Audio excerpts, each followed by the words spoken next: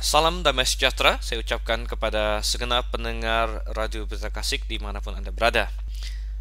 Bersama dengan saya Dr. Steven Einstein Liao, kita akan segera memasuki acara Mutiara Kebenaran. Dan saya harap Anda siap bersama dengan saya untuk membuka firman Tuhan dan membahasnya. Sekali lagi saya mengundang Anda untuk bersama dengan saya. Kita buka pada saat ini Alkitab kita di dalam Bilangan, saudara. Mutiara Kebenaran secara sistematis membahas kebenaran firman Tuhan. Kita membahas kurang lebih satu pasal per pertemuan.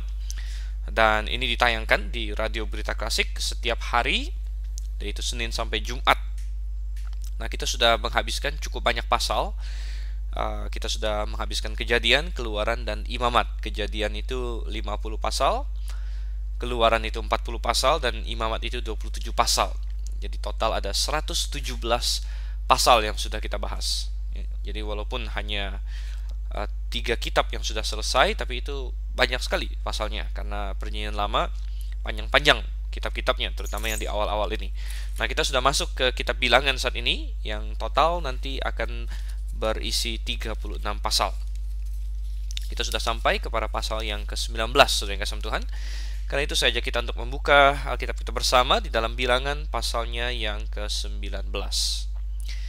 Ya, Bilangan pasal yang ke-19 kita akan membahas suatu pasal yang sangat menarik sekali berhubungan dengan lembu merah. Ya. Tapi sebelum kita masuk lebih lanjut, mari kita berdoa terlebih dahulu. Bapa di surga, kami mengucap syukur Tuhan untuk kasih setiamu kepada kami. Kami mengucap syukur untuk pemeliharaanmu. Kami mengucap syukur untuk penyertaan-Mu dan juga untuk kesempatan yang telah Engkau anugerahkan kepada kami untuk membahas firman-Mu pada saat ini. Engkau yang kiranya pimpin, baik hamba yang membawakan firman-Mu, membahas kitab Bilangan, terutama pasal 19, maupun para pendengar sekalian ya Tuhan. Kiranya Engkau yang bekerja dalam hati setiap individu untuk dapat menerima kebenaran-Mu yang berharga bagaikan mutiara. Kami berdoa di dalam nama Yesus Kristus. Amin. Oke, Bilangan pasal yang ke-19, satu pasal yang sangat-sangat menarik sebenarnya. Kita baca dulu ayat 1 sampai dengan ayatnya yang ketiga. Ayat 1 sampai ayat 3. Tuhan berfirman kepada Musa dan Harun, inilah ketetapan hukum yang diperintahkan Tuhan dengan berfirman. Katakanlah kepada orang Israel supaya mereka membawa kepadamu seekor lembu betina merah yang tidak bercela, yang tidak ada cacatnya dan yang belum pernah kena kuk. Dan haruslah kamu memberikannya kepada Imam Eleazar, maka lembu itu harus dibawa keluar tempat perkemahan lalu disembelih di depan imam. Oke, sedikit background kita di kitab Bilangan. Kitab Bilangan berurusan dengan perjalanan Israel dari Gunung Sinai sampai ke tanah Kanaan. Dan kitab ini dimulai dengan sensus, menghitung jumlah orang Israel. Dari situlah muncul nama Bilangan itu, karena ada angka-angka, ada jumlah anak-anak Israel yang terus diulang-ulang, dan sensus ini akan diulang belakangan. Tapi mereka disensus pertama kali di Gunung Sinai itu, saudara. Jadi mereka dihitung baik 12 suku yang non-Lewi, yaitu untuk berperang, maupun suku Lewi yang untuk melayani Tuhan. Nah, setelah itu mereka bersiap-siap untuk berangkat. Yaitu Tuhan atur bagaimana mereka harus berbaris, Tuhan atur bagaimana mereka harus berkemah, Tuhan atur tentang bagaimana membuat nazar atau nazir, Tuhan atur bagaimana merayakan Paskah atau berurusan dengan kenajisan dan lain sebagainya. Dan akhirnya mereka berangkat, dan kita Bilangan mencatat tentang keberangkatan mereka di padang gurun, berbagai peristiwa menarik yang terjadi. Misalnya ketika mereka bersungut-sungut untuk meminta daging, dan Tuhan memberikan mereka daging yang saking banyaknya 1 bulan pun tidak habis. Tapi tentunya klimaks atau bisa kita katakan titik penentuan dalam sejarah mereka berada ketika mereka sampai di Kadesh Barnea, padang gurun Paran, di mana di situ mereka berada di bagian selatan dari Kanaan, siap untuk masuk. 12 orang pengintai pergi, 12 orang pengintai pulang, tetapi ada 10 yang memberi laporan negatif, ada 2 yang memberi laporan positif. Dan seluruh bangsa itu percaya kepada yang 10 yang memberi laporan negatif bahwa bangsa Kanaan terlalu kuat bagi kita tidak akan dapat maju. Dan mereka memberontak kepada Tuhan, mereka menolak untuk masuk ke tanah Kanaan dengan berbagai alasan. Bahkan mereka menuduh Tuhan ingin membunuh mereka, dan mereka bilang mereka lebih baik mati di padang gurun. Mereka bilang, bagaimana dengan anak-anak kami nanti, dengan istri kami, ya. Dan akhirnya Tuhan benar-benar murka. Apa yang mereka minta Tuhan kabulkan. Mereka mau mati di padang gurun, Tuhan berikan. Dan justru anak-anak mereka yang mereka pakai sebagai alasan, katanya takut ditawan, takut dibunuh, justru anak-anak mereka itulah yang akan masuk ke dalam tanah perjanjian. Jadi Tuhan akan menyuruh mereka terus berjalan di padang gurun sampai semua yang 20 tahun ke atas mati. Nah, disitulah kemudian kita berlanjut di dalam kitab Bilangan, perjalanan mereka di sepanjang padang gurun itu. Kembali lagi dari pasal yang ke-16 atau 15 bahkan, sampai dengan nanti pasal yang ke sekitar 20-20-an ya, 25, 26. Di situ menceritakan tentang 40 tahun mereka di padang gurun. Nah, jadi sebenarnya kitab Imamat yang 27 pasal itu hanya bercerita tentang 1 bulan mereka di padang gurun, sedangkan 40 tahun mereka di padang gurun diceritakan hanya beberapa pasal saja, yaitu sekitar pasal 15 sampai pasal 20-an dari kitab Bilangan. Nah, itu pun tidak banyak narasi. Hanya di pasal 16 ada pemberontakan Korah, Datan, dan Abiram. Kemudian ada beberapa narasi yang lain. Sedangkan sisanya ada berbagai instruksi, termasuk salah satunya di pasal 19 ini, yaitu mengenai air pentahiran. Nah, kalau kita lihat di pasal 19, jadi Tuhan memberikan mereka instruksi di sini sambil mereka di padang gurun, bahwa mereka perlu ada satu jenis persembahan lagi. Jadi kebanyakan persembahan atau korban-korban yang dipersembahkan orang Israel dibahas di kitab Imamat, tetapi ada beberapa persembahan khusus yang dibahas di tempat lain. Salah satunya adalah persembahan lembu merah di sini. Jadi ini adalah persembahan yang sangat-sangat menarik sekali, saudara kasih Tuhan. Kalau kita lihat di ayat yang kedua, orang Israel harus membawa seekor lembu betina merah yang tidak bercela dan tidak ada cacatnya, dan yang belum pernah kena kuk. Ya, luar biasa sekali. Ada beberapa hal yang sangat unik mengenai persembahan ini. Yang pertama, persembahan ini adalah persembahan yang secara spesifik memerintahkan dipakainya lembu betina. Persembahan-persembahan lain biasanya mengharuskan lembu jantan atau tidak mengharuskan jenis kelamin tertentu. Lebih sering jantan, saudara kasih Tuhan. Tetapi di sini justru spesifik betina. Nah, bukan hanya dia betina, kalau dalam King James Version bahkan disebut heifer. Anda boleh baca, heifer dalam bahasa Inggris adalah lembu yang betina, yang muda, yang belum pernah punya anak. Jadi ini adalah lembu betina perawan, boleh dibilang. Lembu betina yang belum pernah punya anak lembu ya, atau anak sapi. Kemudian hal yang sangat menarik lagi adalah bahwa dia harus warnanya merah. Dan merahnya ini ya, menurut tradisi Yahudi harus merah total, tidak boleh ada warna lain yang tercampur sedikit pun. Nah, tentunya ini membuat lembu ini sangat-sangat langka. Nah, selain itu apa lagi? Ya, dia harus tidak bercela sebagaimana semua korban yang dipersembahkan kepada Tuhan. Kemudian tidak ada cacat ya, tetapi ada tambahan lagi bahwa lembu ini belum pernah kena kuk ya, belum pernah kena kuk. Jadi sekilas sudah dapat terlihat bagaimana langkanya lembu ini. Dan salah satu hal yang pernah saya baca di internet adalah bahwa orang Israel, mereka saat ini bersiap-siap untuk mendirikan kembali bait suci mereka, dan salah satu hal yang mereka cari-cari adalah lembu merah yang seperti ini untuk bisa menaati perintah Tuhan dalam Bilangan pasal yang ke-19. Dan sempat ada isu bahwa lembu merah itu sudah ditemukan pada tahun 2002, tapi kemudian setelah lembu itu bertambah dewasa, ternyata ada cacatnya, ada beberapa helai rambutnya atau beberapa helai bulunya yang warnanya bukan merah, dan artinya itu bukan lembu yang merah lagi. Dan ya, ada juga rumor-rumor bahwa mereka sudah menternakkan lembu merah di suatu tempat. Ya, tetapi yang jelas ini akan menjadi suatu binatang yang cukup langka. Lalu binatang ini kalau kita lihat di ayat yang ke-19 harus dibawa ke Imam Eleazar untuk disembelih. Nah, bagaimana? Coba kita baca lebih lanjut lagi sedikit di sini dari ayat 4 sampai dengan ayat yang ke-10. Ayat 4 sampai ayat 10. Apa yang dilakukan dengan lembu ini, lembu betina yang berwarna merah ini? Apa yang harus dilakukan kepada dia? Ayat yang keempat, kemudian Imam Eleazar harus mengambil dengan jarinya sedikit dari darah lembu itu, dan haruslah ia memercikkan sedikit ke arah sebelah depan kemah pertemuan sampai 7 kali. Sesudah itu haruslah lembu itu dibakar habis di depan mata imam.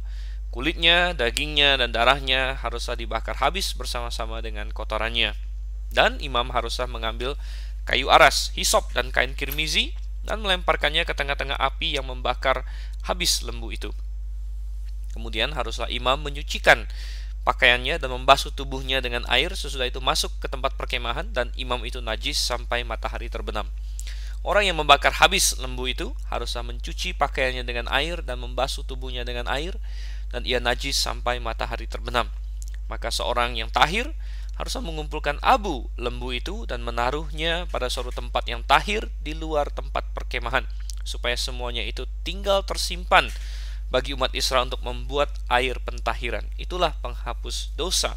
Dan orang yang mengumpulkan abu lembu itu haruslah mencuci pakaiannya, dan ia najis sampai matahari terbenam. Itulah suatu ketetapan untuk selama-lamanya bagi orang Israel dan bagi orang asing yang tinggal di tengah-tengahmu. Jadi berikutnya kita mendapatkan detail dari penyembelihan atau bagaimana binatang ini disembelih dan dipersembahkan. Rupanya ini bukanlah suatu korban bakaran. Ini tidak disembelih di atas mezbah. Ini tidak disembelih untuk dibakar lemaknya sebagai bau-bauan yang menyenangkan bagi Tuhan. Tidak. Tetapi rupanya lembu ini disembelih untuk mendapatkan abunya, untuk dibakar untuk mendapatkan abunya. Dan rupanya abunya ini lalu akan dipakai untuk membuat air pentahiran. Oleh karena itu Lembaga Alkitab Indonesia memberi judul air pentahiran di sini. Nah, beberapa hal yang membuat persembahan ini unik dibandingkan persembahan-persembahan yang lain atau korban-korban yang lain, antara lain bahwa ini bukan dilakukan perorangan. Ya, kadang-kadang ada korban, misalnya korban penghapus dosa yang dilakukan untuk orang tertentu atau korban bakaran dan lain sebagainya. Tidak, ini dilakukan untuk segenap bangsa. Kemudian ini adalah korban yang berbeda, di mana darah dari si binatang korban ini tidak dicurahkan. Ya, korban-korban lain biasanya darahnya dicurahkan dulu. Tapi ini tidak, darahnya tetap pada binatang itu ikut dibakar. Hanya beberapa tetes saja yang akan diambil oleh jari imam untuk dipercikkan katanya ke arah kemah pertemuan atau ke arah bait suci belakangan. Kemudian semuanya harus dibakar. Ya, seluruh binatang itu harus habis dibakar, baik itu kulitnya, baik itu dagingnya, bahkan darahnya yang di dalam. Ingat tadi saya katakan darahnya tidak dicurahkan. Biasanya korban itu darah dicurahkan, tapi ini darahnya ikut dibakar, bahkan kotoran yang ada di dalam binatang itu ikut dibakar. Bahkan di ayat yang ke-6 dikatakan harus ditambah dengan kayu aras, hisop, dan kain kirmizi. Nah, ini tiga benda yang sangat menarik sekali sebenarnya. Terakhir kali kita ketemu dengan tiga benda ini berhubungan dengan peraturan tentang kusta, saudara yang kasih Tuhan. Kalau kita buka kembali dalam Imamat pasal yang ke-14 misalnya, bagaimanakah orang yang tadinya sakit kusta kemudian dia sembuh, bagaimana dia harus mentahirkan dirinya? Kalau kita lihat di Imamat pasal 14, dia harus mempersembahkan korban berupa burung. Kemudian kalau kita baca di ayat yang ke-6 dari Imamat 14 ayat 6, tetapi burung yang masih hidup haruslah diambilnya bersama-sama dengan kayu aras, kain kirmizi, dan hisop. Lalu bersama-sama dengan burung itu semuanya harus dicelupkannya ke dalam darah burung yang sudah disembelih di atas air mengalir itu. Jadi kita melihat di sini tiga unsur ini ya, kayu aras, kemudian ada hisop, kemudian ada kain kirmizi. Rupanya dipakai juga dalam pentahiran orang yang sakit kusta, dan ketiga benda ini dipakai lagi dalam pembuatan air pentahiran di sini. Mengapa, saudara yang kasih Tuhan? Ada lambangnya. Tiga hal ini melambangkan suatu. Kayu aras adalah kayu yang sangat keras dan sangat-sangat tidak mudah lapuk atau tidak mudah busuk atau tidak mudah jamuran begitu. Jadi ini melambangkan tentunya ya kesucian, sesuatu yang tidak mudah terkontaminasi oleh sesuatu hal yang lain. Kemudian kita mendapatkan apalagi di sini hisop. Nah, hisop ini saudara adalah sejenis tumbuhan dengan daun-daun yang sangat khas sehingga bisa dipakai sebagai semacam kuas begitu. Oleh karena itu, hisop ini dipakai untuk menyapu atau membeberkan sesuatu, saudara. Nah, kalau kita kembali lihat di dalam Keluaran pasal yang ke-12, hisop ini dipakai pada hari Paskah, yaitu untuk mengambil darah domba Paskah yang sudah disembelih, kemudian untuk membubuhkannya pada tiang pintu. Ingat bahwa domba Paskah harus disembelih, kemudian keluarga itu harus mengambil darahnya, kemudian dioleskan atau dipoleskan ke tiang pintunya dan ambang atas pintunya, dan memoleskannya ini dengan memakai hisop. Itu ada dalam Keluaran pasal 12 ayat 22. Kemudian kamu harus mengambil seikat hisop dan mencelupkannya dalam darah yang ada pada dalam sebuah pasu, dan darah itu harus kamu sapukan pada ambang atas pada kedua tiang pintu. Jadi hisop di sini bisa dipakai sebagai alat untuk mengaplikasikan darah anak domba, saudara yang kasih Tuhan. Jadi perlu sekali, bukan saja darah itu disembelih, tapi perlu diaplikasikan juga begitu. Nah, selain itu, dari tanaman hisop itu sendiri ada beberapa peneliti yang berkata bahwa tanaman hisop itu memiliki kualitas-kualitas antiseptik. Jadi ada unsur-unsur pembersih di dalamnya. Nah, kita lalu lihat di dalam upacara pentahiran kusta, hisop dipakai. Dan yang menarik sekali, Raja Daud juga pernah menyinggung mengenai hisop ini dalam pengakuan dosanya di dalam Mazmur pasalnya yang ke-51.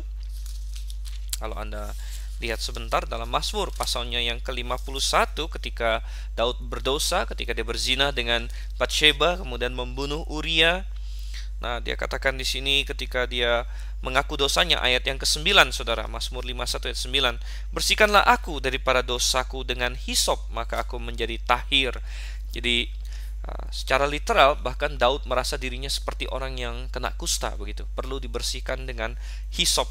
Sangat menarik sekali dalam padanan di Perjanjian Baru ketika Yesus Kristus di atas kayu salib dan dia berkata, aku haus, saudara yang kasih Tuhan.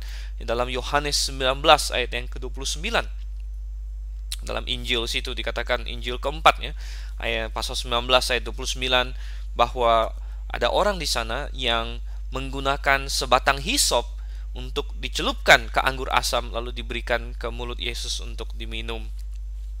Jadi rupanya hisop ini sesuatu yang kecil tetapi ada kaitannya semuanya di sini. Dan hisop ini dipakai juga di dalam pembuatan air pentahiran. Kemudian setelah itu adalah kain kirmizi ya. Kirmizi itu dalam bahasa Inggris scarlet, itu adalah merah terang, saudara. Itu adalah warna darah, dan ada banyak ya yang berhubungan dengan kirmizi, saudara, dalam Alkitab ya. Kita masih ingat di kitab Yosua, tentunya kita belum sampai kitab Yosua, tetapi di kitab Yosua di situ Rahab ya, yang tinggal di kota Yeriko, yang membantu dua orang pengintai itu ya, dia diharuskan untuk memasang tali atau kain berwarna kirmizi sebagai tanda untuk menyelamatkan dia dan seisi rumahnya. Nah, selain itu, kain kirmizi juga adalah salah satu dari kain-kain yang dipakai dalam penyembahan di dalam kemah suci atau di dalam bait suci. Ada kain ungu muda, dan kain kirmizi biasanya disebutkan di situ. Jadi dari sini juga berbicara mengenai darah. Bahkan lembu yang merah itu juga sebenarnya melambangkan darah, saudara yang kasih Tuhan. Nah, lalu ketiga benda ini, kayu aras, kemudian kain kirmizi, kemudian hisop ya, ditambahkan, dilempar ke dalam api itu agar terbakar. Dan setelah habis terbakar semuanya, abunya dikumpulkan, kemudian disimpan gitu, disimpan untuk membuat air pentahiran, yaitu dengan cara nanti kalau diperlukan sedikit dari abu ini dituang kemudian dicampur dengan air, maka itu menjadi air pentahiran, saudara yang kasih Tuhan. Nah, air pentahiran ini untuk apa? Nah, coba kita baca lebih lanjut lagi dari ayat 11 sampai dengan ayat yang ke-13. Ayat 11 sampai ayat 13 kita baca di sini. Orang yang kena kepada mayat, ia najis 7 hari lamanya. Ia harus menghapus dosa dari dirinya dengan air itu pada hari yang ketiga. Dan pada hari yang ke-7 ia tahir. Tapi jika pada hari yang ketiga ia tidak menghapus dosa dari dirinya, maka tidaklah ia tahir pada hari yang ketujuh. Setiap orang yang kena kepada mayat, yaitu tubuh manusia yang telah mati dan tidak menghapus dosa dari dirinya, yang menajiskan kemah suci Tuhan, dan orang itu haruslah dilenyapkan dari Israel, karena air pentahiran tidak disiramkan kepadanya, maka ia najis, kenajisannya masih melekat padanya. Jadi kita dapatkan di sini, rupanya air pentahiran ini adalah khusus untuk mentahirkan orang yang kena kepada mayat manusia, saudara yang kasih Tuhan. Nah, mungkin Anda bertanya, kenapa orang yang kena kepada mayat manusia perlu ditahirkan? Ya, ini adalah pertanyaan yang baik. Ini adalah sistem penyembahan perjanjian lama yang adalah sistem simbolik. Jadi segala sesuatunya simbolik, dan orang yang mati sungguh melambangkan sesuatu yang najis. Ingat bahwa kematian itu sendiri adalah efek dari dosa. Jadi ketika ada seorang mati, itu adalah lambang dari dosa itu sendiri. Bahkan itu adalah konsekuensi yang ultimate dari dosa, karena Allah berkata kepada Adam dan Hawa, pada hari engkau memakan buah itu engkau akan mati. Iblis berkata, tidak, kamu tidak akan mati. Dan ternyata selama 6.000-an tahun manusia ada di atas bumi ini, kata-kata Tuhan ternyata benar, manusia mati, saudara kasih Tuhan, dan mati adalah lambang dari dosa. Oleh karena itu, ketika ada seorang yang kena kepada mayat, maka ia dianggap najis 7 hari lamanya. Dan ini bahkan lebih lama daripada seseorang yang kena kepada bangkai binatang. Kalau kita ingat di dalam Imamat pasal yang ke-11, kita akan di Bilangan ya, tapi dalam Imamat pasal yang ke-11 ayatnya yang ke-24 dikatakan di sini, semua yang berikut akan menajiskan kamu, setiap orang yang kena kepada bangkainya menjadi najis sampai matahari terbenam. Jadi binatang, kalau kita kena kepada binatang yang mati, maka kita akan najis sampai matahari terbenam di dalam perjanjian lama, begitu. Tapi kalau kena kepada mayat manusia, maka najisnya 7 hari, saudara. Rupanya kematian manusia lebih melambangkan dosa daripada kematian binatang. Ya, karena sebenarnya binatang jatuh ke dalam dosa itu karena manusia. Ya, manusialah yang sebenarnya berbuat dosa, dan binatang sih sebenarnya dia hanya dikutuk oleh Tuhan karena manusia yang mengatasi atau berkuasa atas binatang juga sudah jatuh. Jadi kita lihat di sini, air pentahiran diperlukan untuk menahirkan orang yang telah kena kepada mayat manusia. Ya. Dia harus memakai air itu pada hari yang ketiga, katanya, supaya nanti sesudah hari yang ketujuh dia tahir, katanya. Dan ada beberapa frase di sini yang berulang yang saya dapatkan sangat signifikan. Kalau kita lihat ayat yang ke-12, tetapi jika pada hari yang ketiga ia tidak menghapus dosa dari dirinya, maka tidaklah ia tahir pada hari yang ketujuh. Ini untuk mengajarkan suatu prinsip bahwa dosa harus diselesaikan, dosa harus diurus. Dosa tidak hilang dengan sendirinya. Kita tidak bisa bertindak, nanti Tuhan juga lupa dengan dosa saya. Tidak, dosa harus diselesaikan, saudara yang kasih Tuhan. Dosa harus diurus, dan kalau tidak diurus, maka dosa itu akan menghancurkanmu, dosa itu akan membawa kepada maut. Itulah yang diajarkan di sini.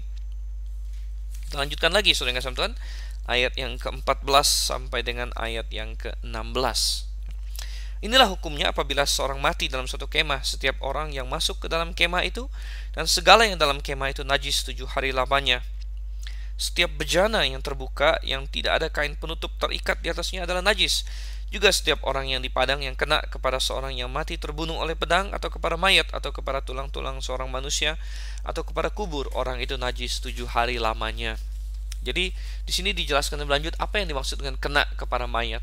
Kalau misalnya di padang atau di tempat yang terbuka, maka kalau ada orang yang mati dan kita menyentuhnya secara fisik, maka kita najis. Tetapi kalau orang itu mati di tempat tertutup, misalnya di kemahnya, maka yang masuk ke kemahnya itu saja sudah najis, tidak perlu untuk menyentuh dia. Bahkan bejana-bejana terbuka di kemah itu semuanya ikut najis. Dan saudara yang kasih Tuhan, sambil mengajarkan kebenaran simbolik melalui aksi ini, Tuhan juga sebenarnya memberikan suatu prinsip kesehatan yang sangat-sangat berguna, yaitu untuk mengkarantina kematian sebenarnya di sini. Dan kita tahu bahwa kematian di dunia sebelum ada antibiotik, sebelum kedokteran modern, itu banyak sekali berhubungan dengan penyakit menular. Jadi di karantinanya orang yang mati dan orang yang berhubungan dengan orang mati di sini sebenarnya adalah suatu praktek kesehatan yang sangat baik, begitu. Bahkan sebenarnya masih dipakai hari ini, ya.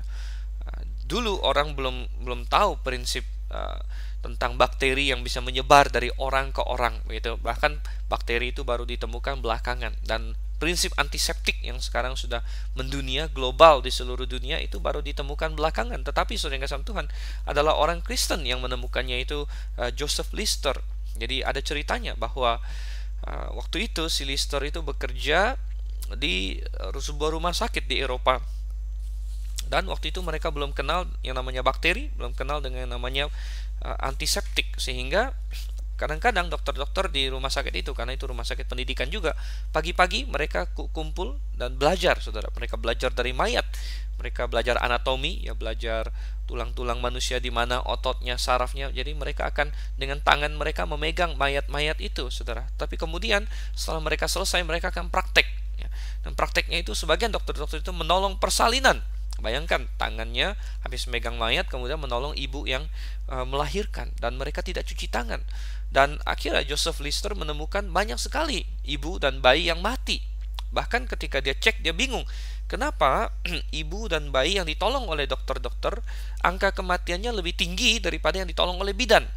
Dan setelah dia tarik kesimpulan, ada hubungannya bahwa bidan-bidan ini tidak menyentuh mayat. Mereka tidak belajar dari mayat, tidak belajar anatomi. Sedangkan dokter-dokter ini belajar anatomi sebelum mereka menjalankan tugas mereka untuk menolong ibu-ibu itu.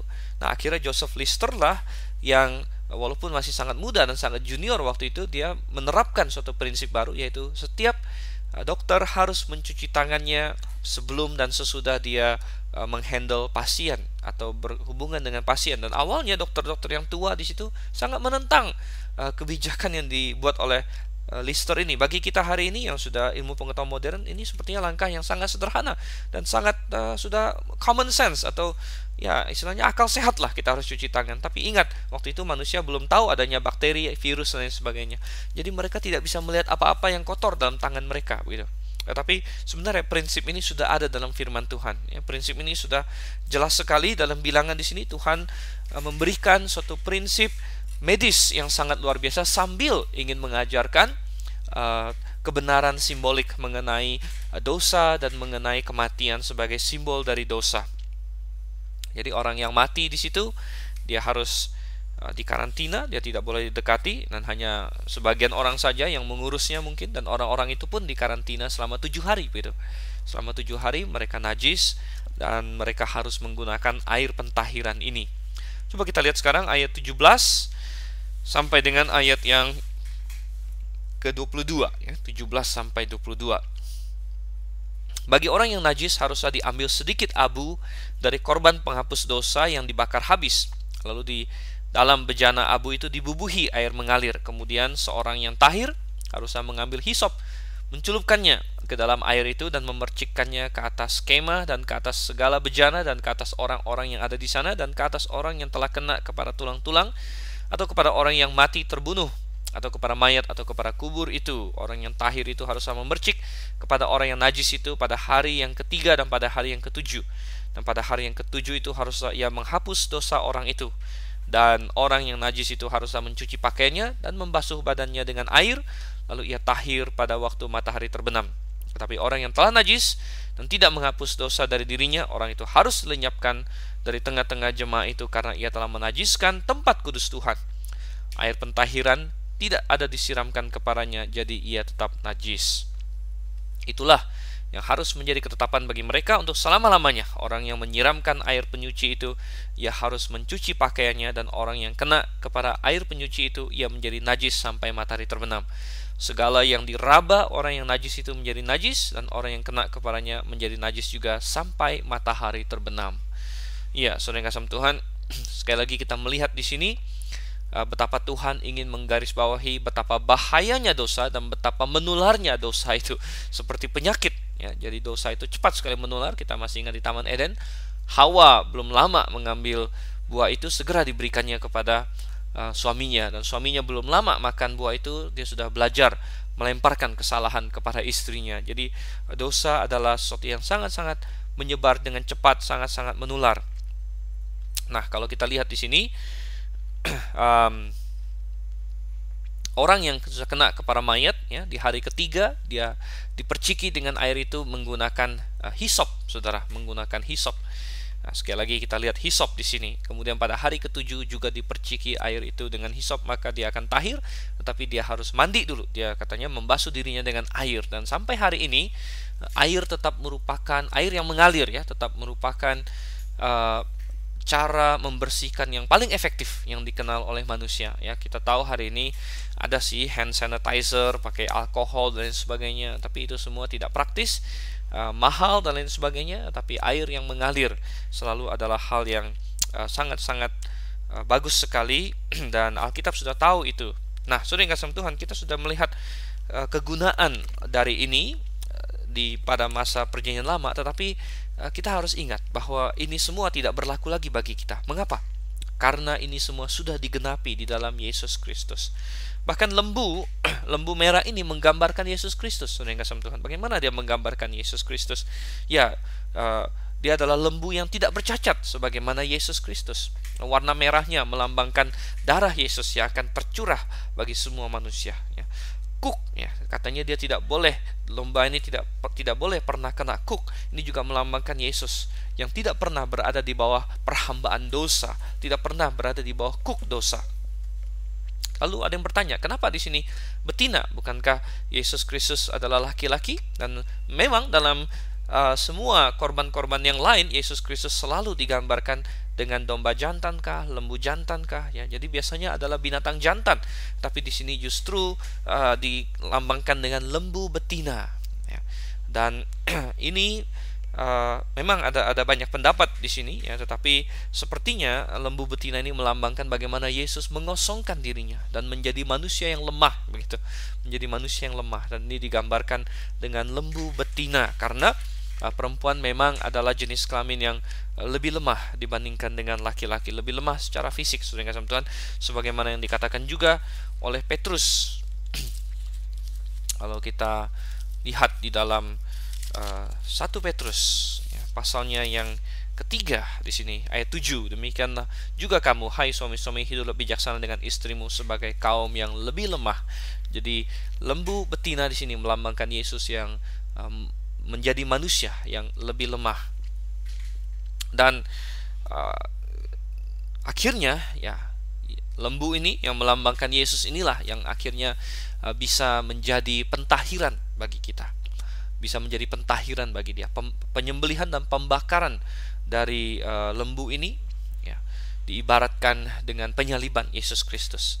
Tetapi tidak otomatis, saudara kasih Tuhan, tidak otomatis. Jadi kalau kita lihat, air pentahiran ini dibuat untuk seluruh bangsa Israel, ya, semua bangsa bisa mendapatkannya. Tapi sekali lagi tidak otomatis, tetapi harus diaplikasikan, yaitu harus diambil hisop, kemudian hisop itu harus dipercikkan, ya, yang hisop yang ada air pentahiran dipercikkan kepada orang itu. Jadi ini melambangkan bahwa memang kematian Yesus tersedia bagi kita. Kematian Yesus cukup bagi kita. Kematian Yesus telah menebus sebenarnya dosa seisi dunia, tetapi itu tidak secara otomatis diaplikasikan kepada kita. Itulah yang persis dikatakan oleh firman Tuhan di dalam surat 1 Timotius. Kalau saudara sekalian membuka 1 Timotius pasal 4 ayat yang ke-10.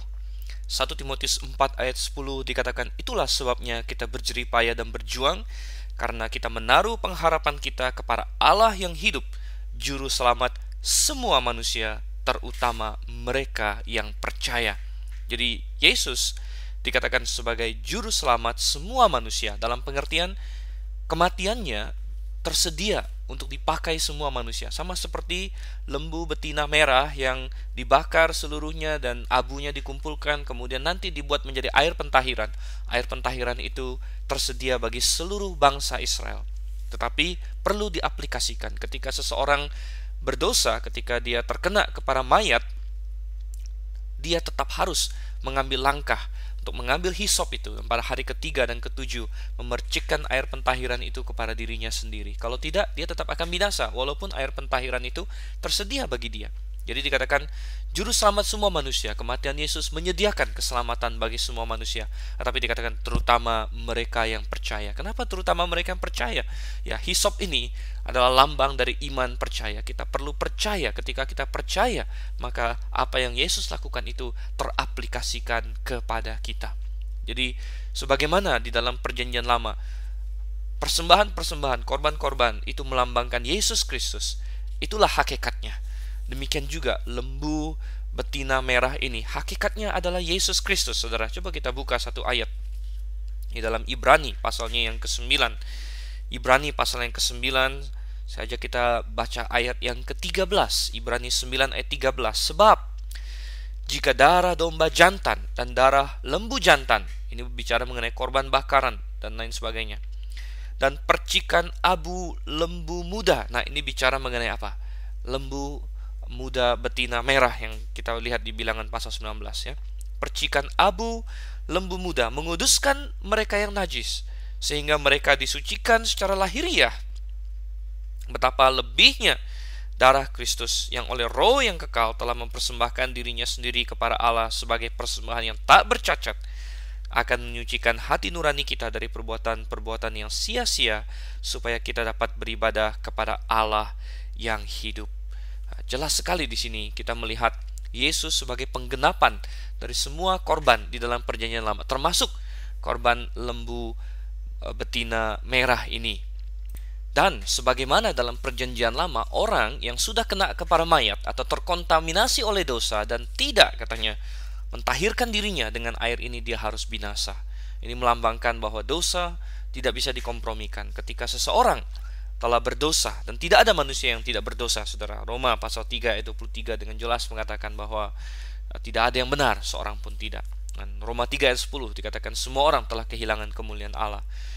Semua telah berdosa. Dan kalau kita tidak mendapatkan pengampunan dalam pengorbanan Yesus Kristus, maka kita pasti binasa.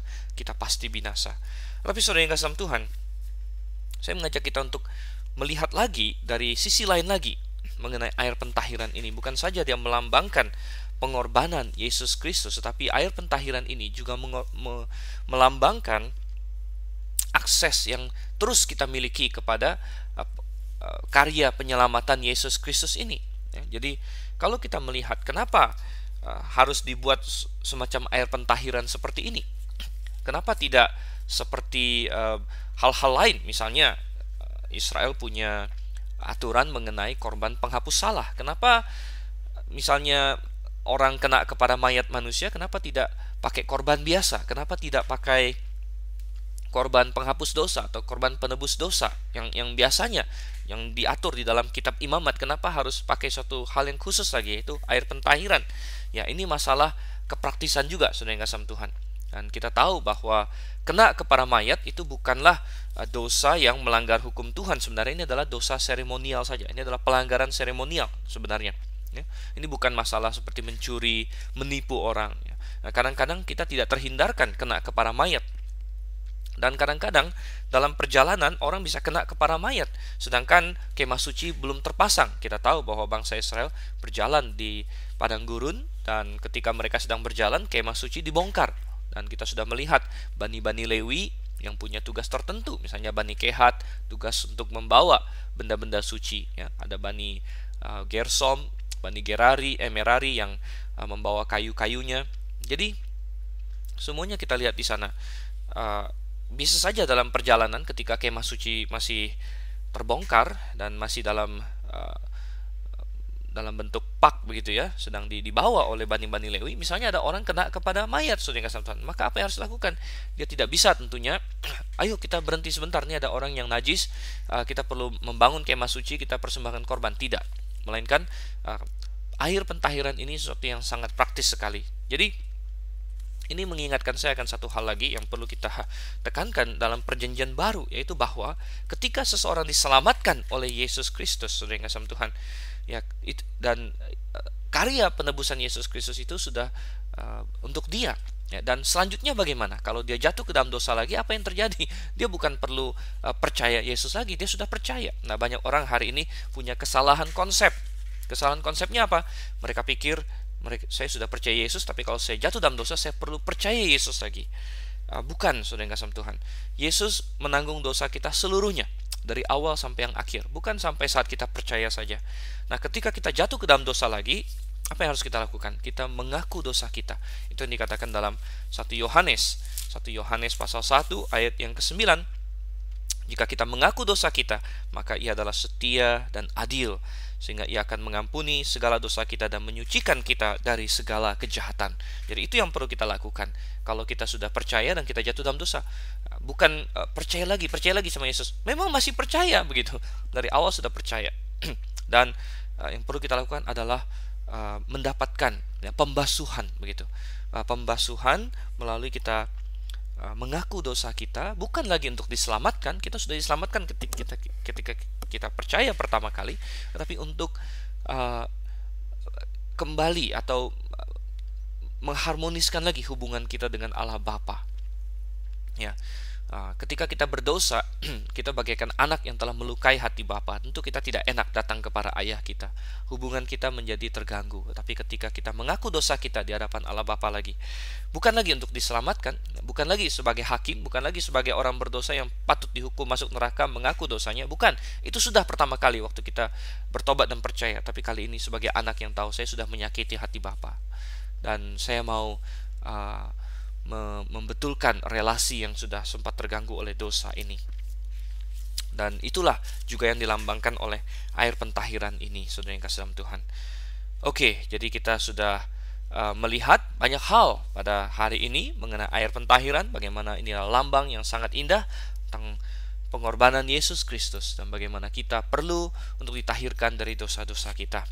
Kita akan ketemu di kali berikutnya. Kita akan lanjutkan di dalam Bilangan pasal yang ke-20, saudara yang kasih Tuhan. Kita maju terus, dan Bilangan pasal 20 nanti kita akan melihat ada dua tokoh utama yang meninggal, dan ada juga peristiwa yang sangat menarik sekali berkaitan dengan Musa dan Harun. Nah, kita nantikan.